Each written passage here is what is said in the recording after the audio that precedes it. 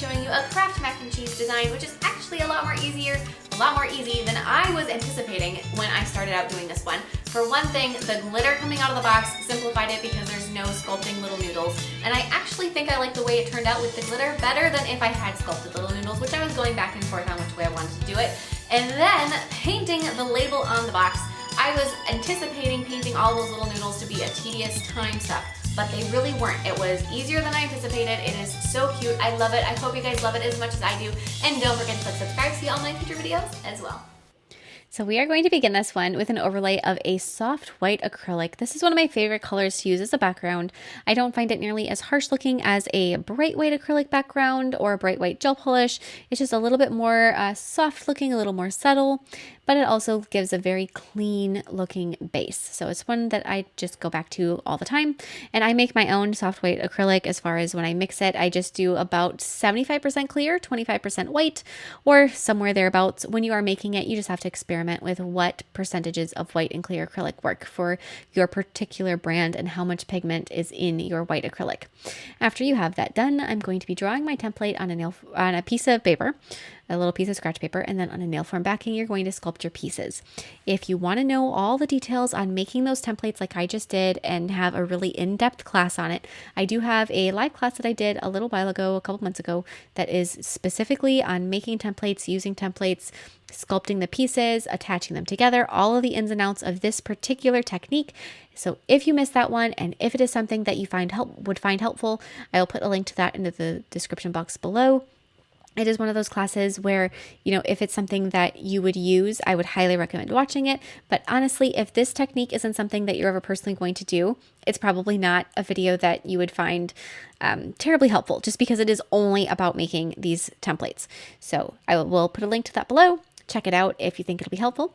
Otherwise, we are just going to be making 2 of those big rectangles that I started with, 3 of those smaller, thinner rectangles, 2 of the long, thin rectangles, and 2 of the little squares. That is your total for all of those pieces that you need. And then once you have all of those pieces sculpted and they're all done, you're going to start gluing them together. So after you've got, like I said, after you have them and you got your nail glue out, you're going to hold them with tweezers. I find it so much easier to hold all of these pieces with tweezers rather than my fingers for several reasons. One, I always wear gloves when I'm working with things like this. And when you're wearing gloves, you just don't have quite the dexterity that you do with just your fingers. Another reason I do this is because I don't want to say long nails. They're certainly not long. They're short to mid-length acrylic nails, depending on the definition that people go by. And so with that, I don't want to say it makes it more difficult to do these little tiny tasks, but it can, your own nails can get in the way. And not only can they get in the way for what you're working on, they can also get dirty. And I want to preserve their beauty as long as possible. The other thing is I personally just have a hard time holding very small things more than the average person. So after we have all those pieces glued together, then we're going to start sculpting around them, securing them together, adding more acrylic. If you are not wearing a pair of gloves to do this, and you are, holding a piece that you're working on, even if you are very conscientious not to touch any of the wet monomer or the wet acrylic as you're working on this, the chance of chemical exposure is high. So I would recommend not holding it with your hands for this either. Using a tweezers, doing one side, letting that cure, flip it over, hold it with the tweezers and do the other side. If for whatever reason you decide not to wear the gloves, whether it be that you don't have any, you ran out, you don't like the material of gloves, you don't like the feeling of it, you can't access them, whatever the reason, just make sure that you aren't letting any of that chemical get on your skin when it is still in that wet phase. The other thing to keep in mind with chemical exposure is that acrylic, as you're filing it, the dust, if it gets on your hands, that can also cause an overdose of the chemical. It can also cause some chemical exposure problems. Overdose is certainly not the word, but it can cause some sensitivities to it. So if you are somebody that files a lot and I don't like to wear gloves while I file because the tip of my glove gets wound up on the barrel of my e-file. So I don't, but I also really make sure that I dust my hands and wash my hands well afterwards. So just keep that in mind. So now we've got our little box that we're putting together. We've got the flops on the top that we are putting together.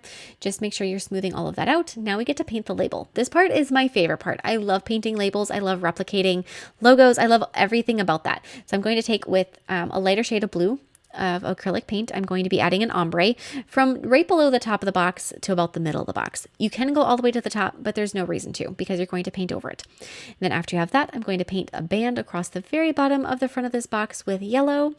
The yellow may very possibly take more than one coat. Yellow acrylic paint, a lot like yellow gel polish, is just automatically slightly less pigmented than other colors that are out there. And so as you're using it, almost always, if any color is going to need a second coat, it will be yellow. So whether you are doing this with gel paint or gel polish or acrylic paint like I am, you may just have to know that your yellow may require more than one coat. After I have the coat of yellow across the top with a circle cutout in it, I'm going to be adding some orange to it, blending that over the top. My yellow, I found it to be just a little too bright, so I'm going to darken it up with the orange and then just tap in brown. It doesn't have to be perfect or pretty. You just want to tap in the brown to get some shading in there, some dark spots. I'm going to add a little bit more of the light blue to extend that highlighted area or the ombre area a little farther down. And then I'm going to start painting the spoon. So we've got on the front of this Kraft mac and cheese box, we have the noodles on the top. We have the dark blue circle that is overlapping the noodles and the ombre. Right below that, that would normally have the Kraft logo on it. And then you have the spoon with noodles. And then on the bottom, on the label, it has, the description of what kind of mac and cheese it is, because Kraft doesn't have just one kind, they have a whole bunch of them. So within that band on the bottom, I'm going to be painting the word original with some black paint or dark blue. Actually, yeah, it's dark blue paint that I'm using for this.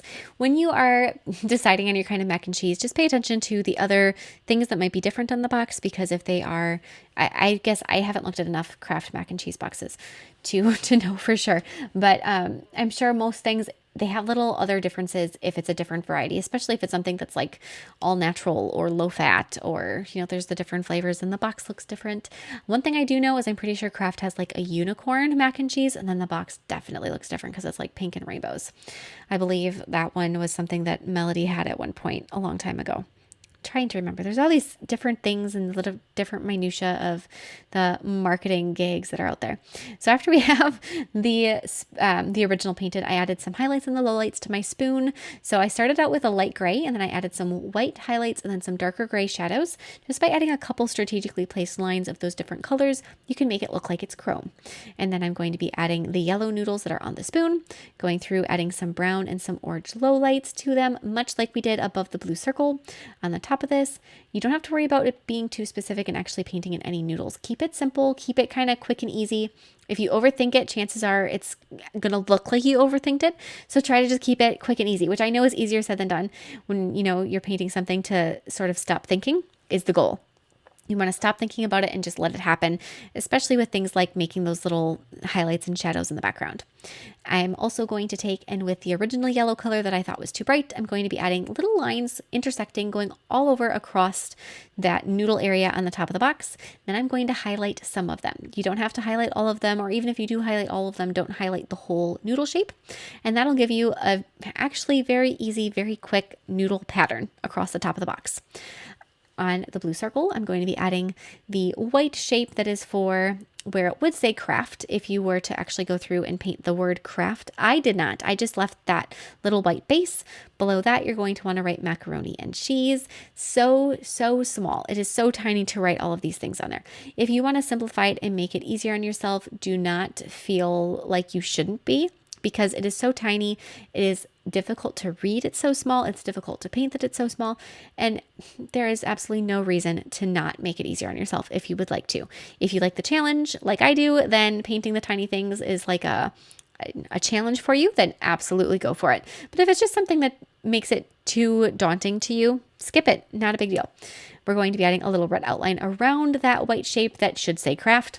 And then now that the box is basically done, I'm going to paint or put a glob of some jewelry gel over the top of the section where I'm going to attach my box, apply some top coat over the top of that glob, hold that into place, and then I'm going to use a flash cure flashlight to keep that in position while it is just starting to cure. put that into my lamp for a full cure. And then I'm going to dip my brush into some gel top coat and then dip it into my varieties of glitter. The first glitter that I'm using for this mac and cheese spillage is going to be a bar-shaped gold glitter. I found that one to be the perfect base for the mac and cheese because the bar shapes are the same shape or the same basic idea of the shape for the noodles. So I thought that was just like the perfect way to start it. After that, I mixed in some bigger pieces of glitter. Again, I'm just using loose glitter that I'm kind of mixing as I go with my gel top coat. And then I'm going to be putting in just a few large hexagon glitters to keep it interesting. After that's been cured, then I'm going to be applying some 3D glaze over the top of my box. This gives a satiny finish. It is not as shiny as a gel top coat would be, and it is definitely not matte. So it's kind of that perfect like in between sheen. Once that's done, you don't have to top coat your glitter. It's good to go. This whole design is done. It is so cute. It is one of my favorite spilled food designs. I just love the way it turned out. I am in, 7th heaven. I hope you guys like it as much as I do, and I will see you all next time. Bye.